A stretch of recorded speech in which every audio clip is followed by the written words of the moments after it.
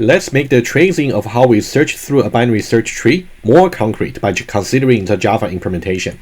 And you can find this test method from under test BST. You can see the method test binary search trees search, and the method implementation I already gave to you. You can look at under BST utilities and the second method, which is called search, which is exactly the same as what I just walked you through in the earlier part.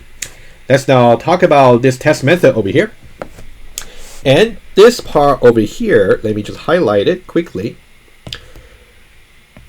This part over here is what we went through in the earlier part, which will create a tree structure like this over here. And let me just make some quick annotation just to make it very explicit for you. You can think about N28, N21, and 35. This node over here will be N28 over here, and also we got N21, and also we got a node N35. And we will need this when we actually check the reference of the return type, of the return value from the search. We'll see that it's actually very useful to do this right away. We also got the external nodes 1, 2, 3, and 4. This one will be external node 1. This one over here, and also this one here, external node 2 over here, and also external node 3 over here. Finally, external node 4. Pretty sure I can write better. Over here. Oops. All right, much better in this way. Right, so we got the 1, 2, 3, 4, 5, 6, 7 variables over here, and the structure is about the symmetry, right? Symmetric references between the parents and the child nodes. That's what we did earlier. For that part, I'm going to ignore for now. And we're simply just going to call the search method, which is implemented like what we went over before, which is over here, right? And let's see what the return value is. That's the part I want you to really pay attention to. We talked about before, if you're looking for some key that already exists in the tree, for example, 28, 21, and 35, 28 or 21 or 35, in that case, it's going to return the corresponding internal nodes, storing that matching key value. On the other hand, if the key value that we supply does not exist in the current tree, in that case, we're going to return some external nodes. However, which external node will actually be returned depends on how the search process actually went before we declare that as a failure. Well, we want to go over this with you. Okay, let's go one by one. The first three cases about the searching existing key will be successful search, of course. Let me just make a quick notes over here. So all these will be internal nodes for successful search. So all these, let me put it over here. Internal nodes, because successful search.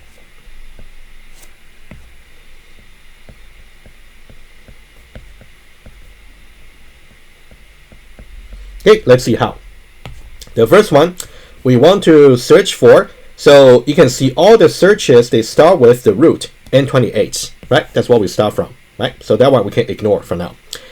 First, we try to search for 28. 28, indeed, that's a search on the root right away. So we get a successful search.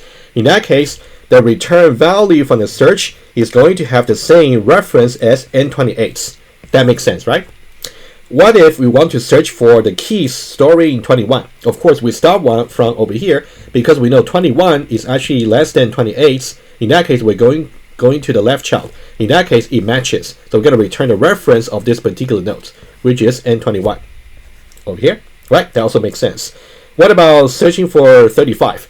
And we know that 35 is actually larger than 28, so we should really go to the right subtree.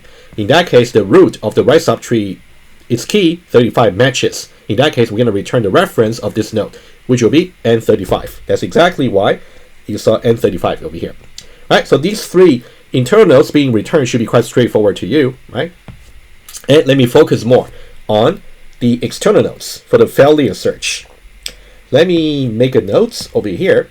We're going to search for different values over here, 17, 23, 33, and also 38. All these key values, you can double check very quickly. All these values over here for the potential key values, they simply don't exist in the tree. You can see obviously only 28, 21, and 35 exist. However, they're going to return different external nodes, 1, 2, 3, and 4. That's the interesting bit. I want you to study the code more closely after my illustration. But let me just go over it with you quickly. For example, let me take the 17, for example, right? 17. 17 is indeed strictly less than the 28 that we start from. So that means we should really go to the left child over here. And then we know that 17, again, is actually less than the 21. In that case, we should go to the left again.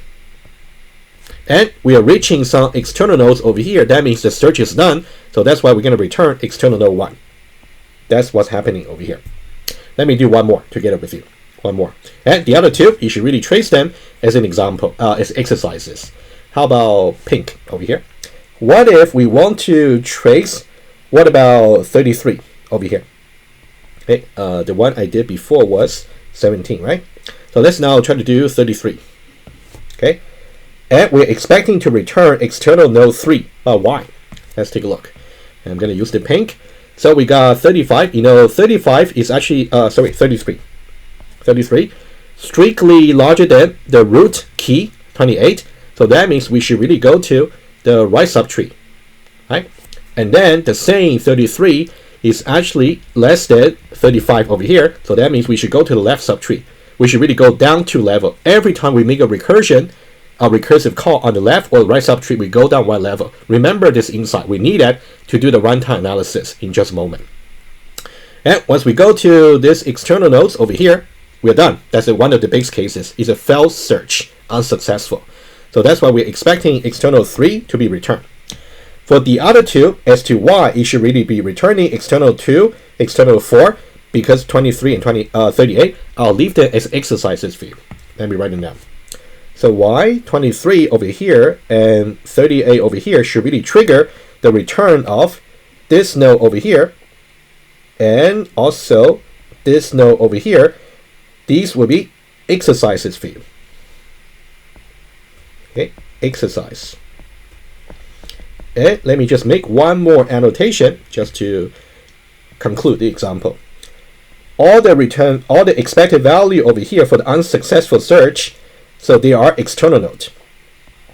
Okay, over here, external nodes. Because unsuccessful.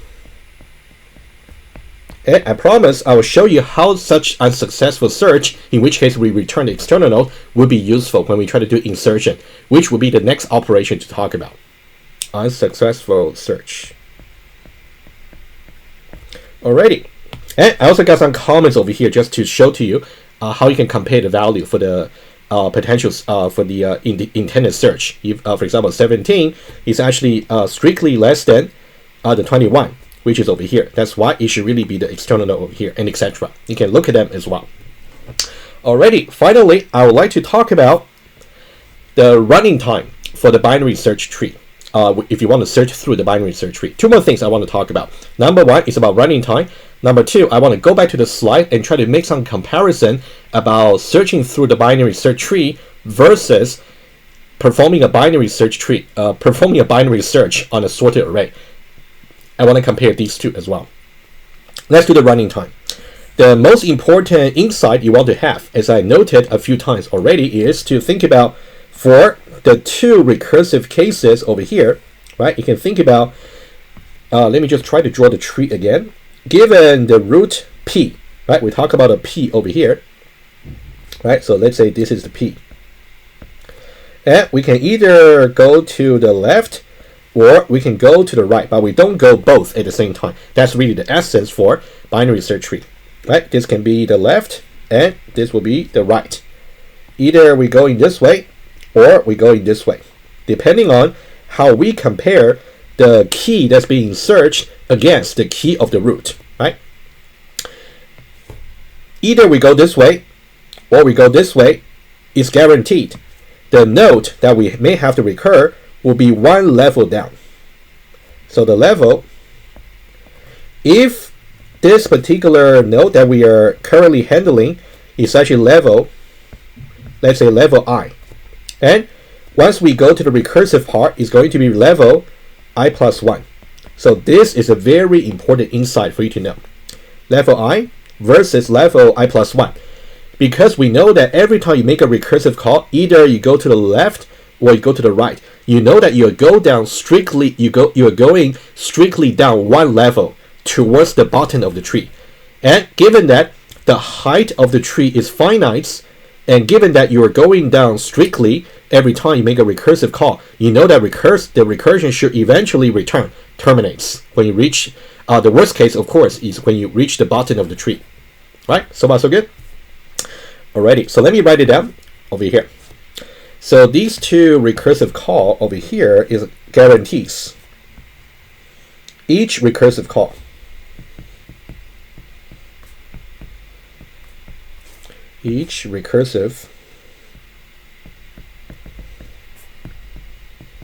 guarantees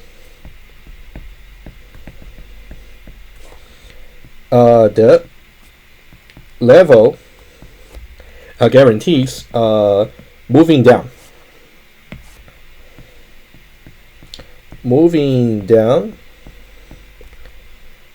by one level. And this is so important, okay? Moving down by one level. And we talk about recursive call. Either go to the left or go to the right. And now we can talk about what should be the running time for binary search, for searching through the binary search tree. It wouldn't be right to say big O of n. When you say the running time over here, let me say what's really wrong. When you say big O of n, that's actually wrong, because it could be better. However, if you say big O of log n, that's also wrong, because it can also get worse. This will be the best case, this will be the worst case, and this will be the best case for binary search tree, because we haven't spoken about a property called the balance property, which is beyond the scope of this week. I'll talk about what a balance property really is for the binary search tree later. Okay, both of the answer will be wrong. Let me just give you some notes. It's more like a look ahead. That's something we'll revisit as well. This is actually wrong. Okay, this is wrong because the runtime will be less if the binary search tree is balanced. But at the same time, symmetrically, if you actually say the running time is simply just big O of log n, that's also wrong, because when the tree is not balanced, it will be worse than big O of log n, in which case it will be big O of n, because runtime will be more if the binary search tree, I do have some visualization to show you in a moment when I talk about the comparison, is EO balanced, just not balanced. Okay. All right, it's a very important point for you to see. Either you say big O of n or you say big O of log n, they're both wrong. And for the reason that you want to understand as much as possible, and then I'll try to make it to revisit this point when I talk about the balanced binary search tree later. Right, so what should be the right answer then? The right answer should be, it should be subject to the heights of the tree. The running time over here, the correct answer should be, big O of h, which will be the height of the tree, because we said that every time you make a recursive call to the right, to the left, to the right, to the left, it's guaranteed to go down one level strictly. In that case, eventually you can get to terminates. The worst case will be when you actually get to terminates to the bottom of the tree. In that case, how many level going down do you have to go? That will be exactly h. So that's why the worst case will be big O of h. Right? Quick recap. When we talk about the running time for the binary search tree, a very common mistake is for people to assume it will just be big O of log n. That's wrong, because the binary search tree may not be balanced, meaning that, for example, it could be a one-path binary search tree, in which case it will be as if you're trying to do a linear search on some array, which I'll visualize to you. In that case, big O of log n is definitely not the worst case. On the other hand, people might say, okay, what about the worst case is always big O of n? That's also wrong, because in the case where the search tree over here is completely balanced, in that case, remember we said before, what given number of nodes being n, what should be the minimum value for h? In that case, it would be log n. So that would be the case when the tree is actually balanced, right? So you should really be careful. So the most accurate way to say when we don't know whether or not the tree is balanced is to say it's big O of h. But later on, we're going to talk about, given certain number of nodes, how can we actually make the tree balanced? We need to do some interesting operation called rotation. That's something we'll talk about later.